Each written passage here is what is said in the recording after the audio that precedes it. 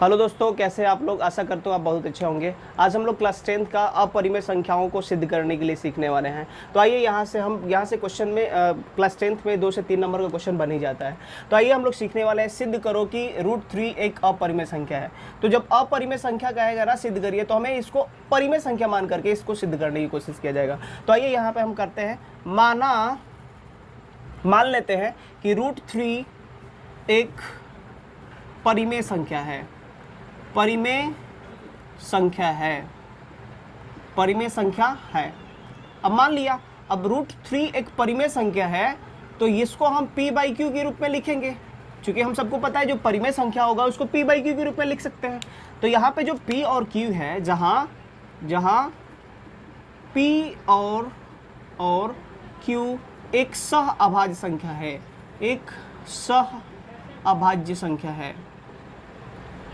अभाज्य संख्या है। अब जरा समझते हैं, सहअभाज्य संख्या जो होता है ना, उसका एचसीएफ जो होता है वो 1 होता है। एचसीएफ कितना होता है? 1 होता है। ओके जी, जरा आगे देखते हैं। अब हम क्या करने वाले हैं, इन दोनों साइड का क्या करने वाले हैं, स्क्वायर रूट निकालने वाला है। तो जरा ध्यान से देखते हैं इधर। 3 का स्क्वायर क्या होता है? √3 का स्क्वायर करते हैं तो क्या हो जाएगा? 3, और इसका स्क्वायर करते हैं p²/q²। ओके, अब इधर हम क्रॉस मल्टीप्लाई करते हैं, तो 3q² = p²। अब यहाँ पे आप देख पा रहे हो कि जो p² है 3 के गुणनखंड के बराबर है। यानी जो p² का जो मान होगा 3 के गुणनखंड के बराबर ही होगा। वो कुछ भी वो नंबर हो सकता है, लेकिन 3 से डिवाइड होगा ही होगा। यानी p² 3 से डिवाइड होगा ही होगा। तो हम लिख सकते हैं p² 3 से क्या है? विभाज्य है। क्या है? विभाज्य है।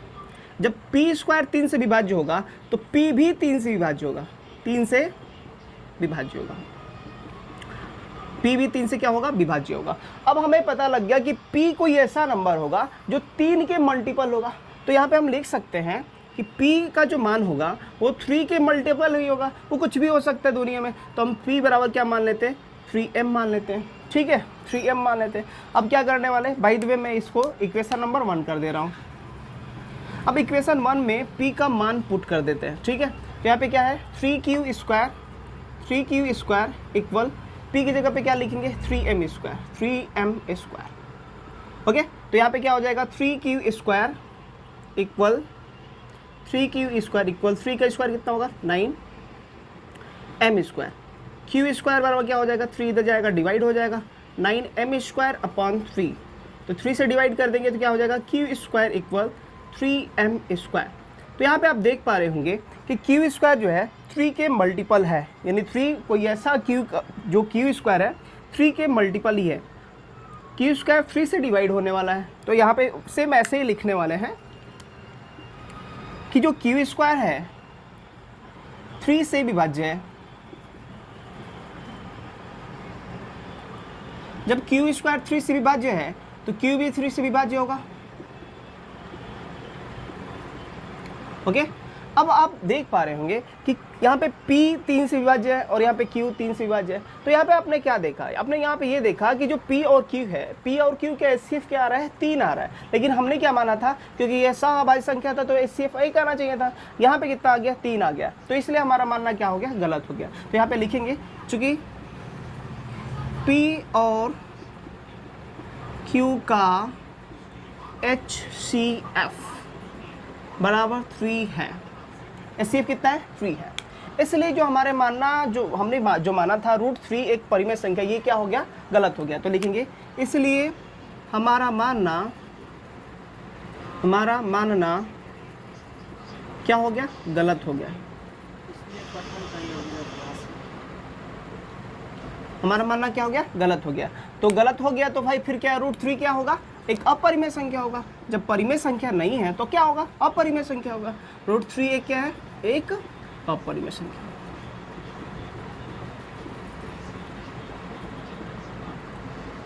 ऐसे आप बढ़िया तरीके से रिप्रेजेंट कर लीजिएगा। अब यहाँ पे क्या लिख दीजिएगा? इतिशिदम। इस तरीके के सवाल को हम ऐसे ही करने वाले हैं। तो आज के लिए चलिए हम अब आगे के सवाल देखते हैं, सेम इसी प्रकार के सवाल। √7, √5 हो, कोई भी नॉन परफेक्ट स्क्वायर हो, सेम इसी तरीके से हम सवाल करने वाले हैं। तो फिर से हमने क्या मानने वाला है, माना √7 एक परिमेय संख्या है, परिमेय संख्या है, ऐसा ही आपको मान लेना है, ठीक है। अच्छा, जब परिमेय संख्या होगा तो क्या होगा, p/q के रूप में होना चाहिए।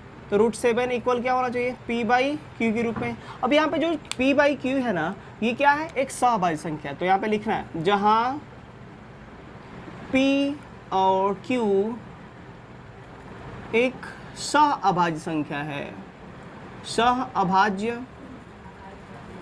अभाज्य संख्या है, ठीक है। अब सहअभाज्य संख्या क्या होता है, ऐसी दो संख्या जिसका HCF 1 होता है उसे हम सहअभाज्य संख्या कहते हैं। तो हम क्या कह देंगे, HCF कितना आना चाहिए, P और Q के HCF कितना आना चाहिए, 1 आना चाहिए, ठीक है। अच्छा, आगे देखते हैं। अब पहला स्टेप तो ये हमने कर दिया, सेकंड स्टेप क्या करने वाले हैं, दोनों पक्षों का स्क्वायर करने वाले हैं। तो क्या हो जाएगा, 7 का स्क्वायर, √7 का स्क्वायर करेगा 7 हो जाएगा, ठीक है। अब इनका स्क्वायर करेगा तो p² / Q²। अब इधर दोनों क्रॉस मल्टीप्लाई कर देते हैं तो 7Q² p², ठीक है। इतना तो काम हो गया। इक्वेशन नंबर क्या कर लीजिए, 1, ठीक है। अब जरा ध्यान से देखिएगा, जो Q² है 7 के गुणनफल के बराबर है। Q² का जो मान आएगा 7 के गुणनफल के बराबर ही आने वाला है। तो इसका मतलब p² 7 से डिवाइड होगा, विभाज्य होगा। तो हम यहाँ पे लिख सकते हैं p² 7 से क्या है, विभाज्य है, विभाज्य है, ठीक है। जब p² 7 से विभाज्य है तो p भी 7 से विभाज्य होगा, p भी 7 से क्या होगा, विभाज्य होगा, विभाज्य होगा, ओके जी। अब हम क्या करने वाले हैं, जब p 7 से विभाज्य है तो p कुछ ऐसा ही नंबर होगा जो 7 के गुणनफल होगा, यानी 7 14 हो सकता है, 7 हो सकता है, या फिर कोई भी ऐसा नंबर जो 7 से डिवाइड हो जाए। तो हम क्या कह सकते हैं, जो p का मान होगा वो 7 के गुणनफल के बराबर होगा। यहाँ पे कुछ भी हो सकता है, यहाँ पे 1 2 3 1 होगा तो p का मान कितना हो जाएगा, 7, 2 होगा तो 7 2 जा 40, ये p का मान 40 हो जाएगा। तो इस तरीके से p का मान चूंकि फिक्स नहीं है ना, तो यहाँ पे कोई हम वेरिएबल मान लेते हैं। तो यहाँ पे p का मान अब समीकरण नंबर 1 पे लिख देंगे। यहाँ पे लिखेंगे p का मान, p बराबर इतना, समीकरण 1 में रखने पर रख लीजिए।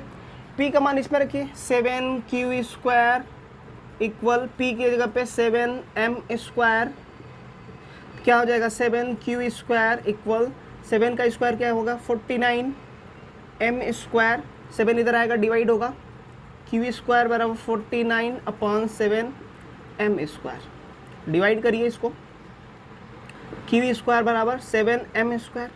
तो यहाँ पे आपने क्या देखा, यहाँ पे फिर से आपने देखा कि इसी तरीके से सेम आ रहा है।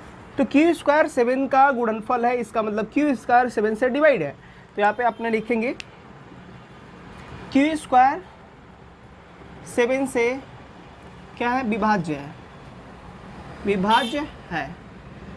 अब Q² 7 से विभाज्य है, इसका मतलब Q भी 7 से विभाज्य होगा, Q 7 से क्या है, विभाज्य है, ठीक है।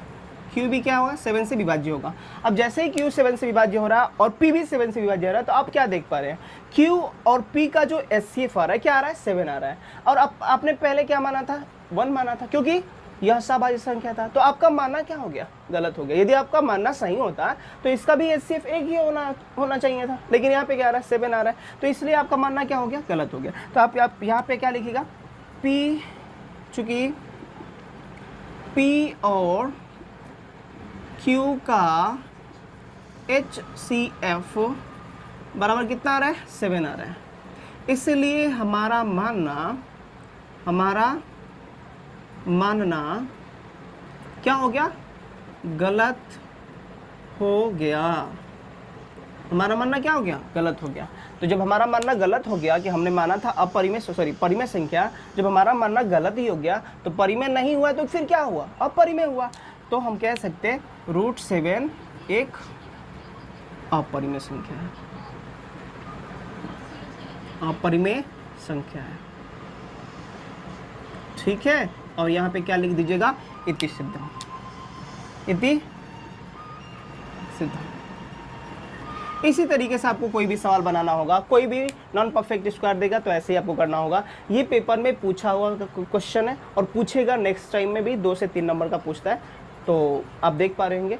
तो आज के लिए इतना ही। आगे के सवाल में हम बताएंगे कि √7 + 2 को कैसे हम सिद्ध करें कि वो अपरिमेय संख्या है। ठीक है, तो इसके लिए इस वीडियो में इतना ही। जय हिंद, जय भारत।